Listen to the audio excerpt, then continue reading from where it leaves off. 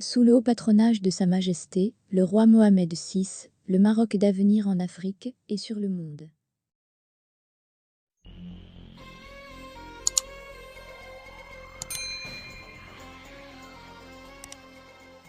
Derrière la brouille avec le Maroc, les mauvais choix d'Alger.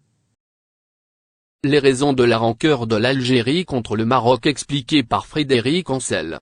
Dans une chronique intitulée Derrière la brouille avec le Maroc, les mauvais choix d'Alger publiée dans l'Express.fr, Frédéric Ancel explique pourquoi le Maroc constitue toujours un complexe pour l'Algérie.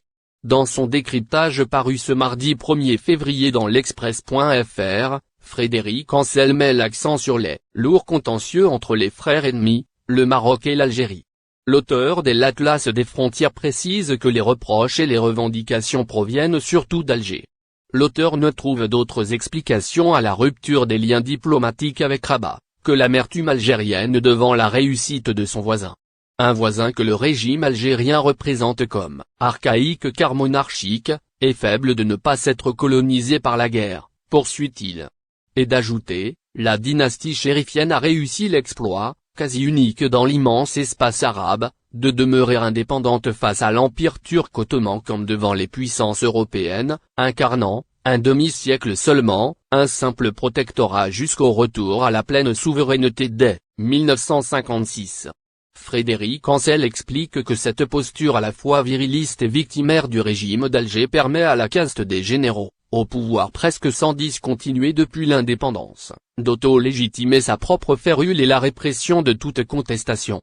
Par ailleurs, l'auteur relève que le choix opéré par le roi Mohamed VI de reconnaître non plus seulement symboliquement, mais aussi constitutionnellement une triple culture, notamment arabe, berbère et juive, exaspère le pouvoir algérien. Ce dernier, fait-il remarquer, est arc-bouté sur un narratif strictement étato-national et arabe. Frédéric Ancel souligne que le pouvoir algérien n'a jamais réglé socialement ni culturellement sa propre question berbère, et craint un nouveau printemps kabyle d'une ampleur inégalée. Plus prosaïquement, l'autre pose cette grande question, l'amertume récurrente d'Alger ne provient-elle pas de l'échec d'un régime ayant adopté quantité de mauvais choix?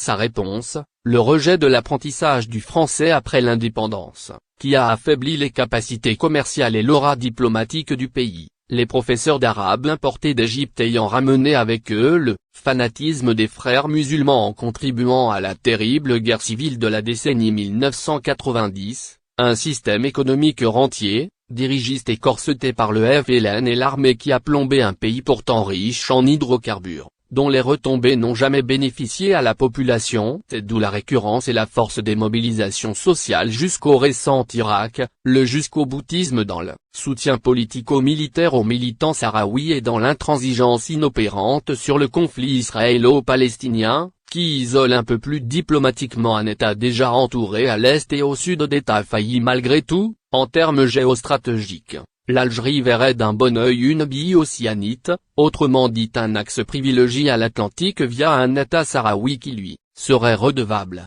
sinon infode, tant elle aurait soutenu ses promoteurs. L'annexion et le solide contrôle du Sahara occidental ex-espagnol par le Maroc, déjà reconnu par nombre de capitales, y compris désormais Washington, interdisent évidemment cette perspective, relève l'expert en géopolitique et spécialiste du Moyen-Orient. En indiquant que les Algériens voient en face de leur pays, leur voisin, le Maroc, qui, sans ressources naturelles commercialisables, sauf les peu lucratifs phosphates, a progressé en 2 décennies, sur les plans aussi bien de la diplomatie, des infrastructures ou du commerce, en Afrique subsaharienne francophone notamment, s'offrant le luxe d'une chute sans violence du courant islamiste aux dernières législatives. Et Frédéric Ancel de conclure, au fond, si le Maroc est le commode bouc émissaire de cet entêtement dans l'échec du régime d'Alger, c'est bien le peuple algérien qui en est, hélas.